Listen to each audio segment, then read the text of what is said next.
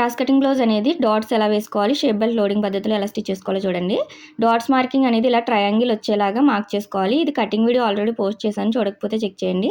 Same ఎలా అయితే వేసుకున్నామో marking అదే విధంగా స్టిచ్ వేసుకుంటే మనకి షేప్ అనేది ఇలా నిలబడుతుంది. షేప్ బెల్ట్ అనేది ఇలా టక్స్ ఇచ్చినవి రెండు ఒక సైడ్కి ఉన్నాయా లేదా చెక్ చేసుకుంటే మనకి కన్ఫ్యూజన్ ఉండదు కొత్త వారికి. ఇప్పుడు మనం హుక్స్ పట్టి వైపు ఇలాగ టక్ ఇచ్చింది అనేది పెట్టుకోండి. పైన మెయిన్ పీస్, కింద లైనింగ్ పెట్టుకోవాలి. ఇది లోడింగ్ పద్ధతిలో వేస్తున్నాను. ఇక్కడ డాట్ అనేది ఇలా లోపలికి ఫోల్డ్ చేసుకుని 1/2 ఇంచ్ ఉండేలాగా ఇలా చివరి వరకు 3 కరెక్ట్గా కొట్టుకొని టక్స్ ఇచ్చుకోండి. ఇలా ఓపెన్ చేసుకుంటే మనకి ఇలా వస్తుంది.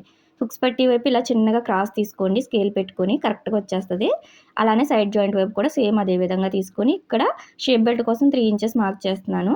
మనకి ఇటు సైడ్ జాయింట్ వైపు ఇలా బ్యాక్ పార్ట్ పెట్టుకొని ఫ్రంట్ పార్ట్ అనేది కరెక్ట్గా ఇలా చెక్ చేసుకొని మార్క్ చేసుకున్నామంటే సైడ్ జాయింట్ చేసేటప్పుడు కూడా ఎక్కువ తక్కువ రాదు.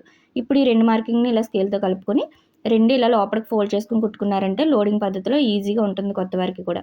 మీకు ఎలా అనిపించిందో కామెంట్ చేయండి, నచ్చితే లైక్ చేయండి.